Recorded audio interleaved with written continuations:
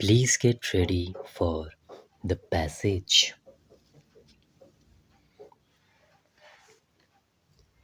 Mr. Chairman, sir, I rise to speak on the motion of thanks to the President's address. I will be very brief and pointed. During the course of the address, we also had the benefit of the intervention of the Leader of the House. So, my comments on the President's address will also be interspersed with some responses and reactions to what the learned Leader of the House had to say. Sir, the first point I would like to highlight is on para 4 of the President's address. There is a reference to the mandate of the 2014 elections, and very clearly and very concisely, the President's address says that the 2014 mandate was a mandate for development through good governance. Sir, I have no problem with this formulation whatsoever. I have also no problem with the various comments on the mandate that were made yesterday by the Leader of the House. But I wish to state that if the mandate of 2014 is seen only through the lens of development and good governance, we are not being realistic, we are not doing full justice to the nature of the mandate. Sir, the election campaign is over. This is a parliamentary forum.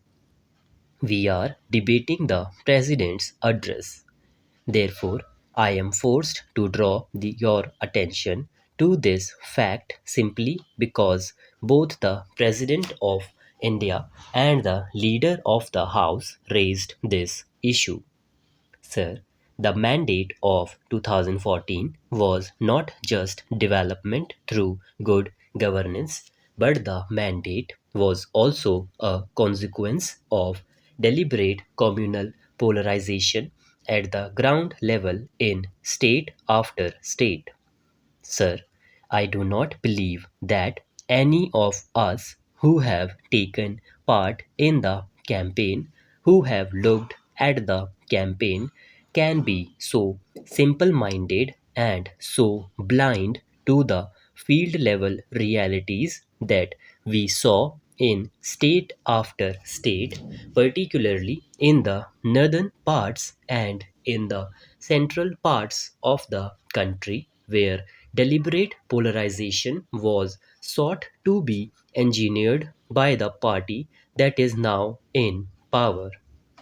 Sir, I do not wish now to go back in time as to how it was done and why it was done.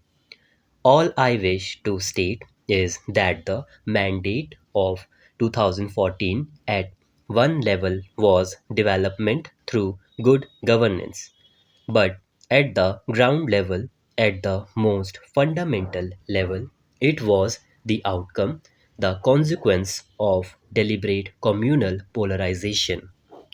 I can only hope, sir, and my party and all the country can only hope that having reaped the benefits of communal polarization, the government would learn the lessons from previous history, from previous regimes, and govern from the center. It is no longer a time for polarization. Now is a time for good governance, and good governance means inclusive governance. Good governance means taking everybody along. Sir, the second point I wish to make is that the President's address has necessarily to be selective. This government is only 15 days old, and therefore you are not going to be able to deal with all the issues in the President's address. And it will only be in the budget that the full agenda of the government would get unveiled. Even so, sir, I feel somewhat disappointed that this president's address does not do adequate justice to the momentous economic and social changes that have taken place in the last 10 years. Sir, we have had a GDP growth of over 7.5% over a 10-year period. This is the fastest GDP growth in any democratic country in the world. This means a doubling of GDP over a 10-year period. 140 million people have been raised above the poverty line. Yesterday, the Honorable Leader of the House kept saying that we had alleviated poverty. No, sir. We have elevated poor people above the poverty line. 140 million people have escaped the trap of poverty as a result of economic growth and various social interventions of the government over a 10-year period.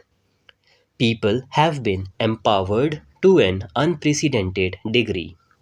Sir, 13 lakh tribals have been empowered through the Forest Rights Act. Every year, 4.5 to 5 crore rural households find productive employment through the Mahatma Gandhi National Rural Employment Guarantee Act. I can give example after example, whether it is the Right to Education Act or whether it is the Forest Rights Act. Of course, the Food Security Act is yet to become fully operational, and the Land Acquisition Act is yet to become fully operational. But I think, sir, the empowerment of the weaker sections of society through laws, through policies, and through programs of infrastructure, economic growth, and education is a reality. Sir, in 2004, only 9% of the college going population in India was actually going to college. In 2014, 20% of those who can go to college are actually going to college.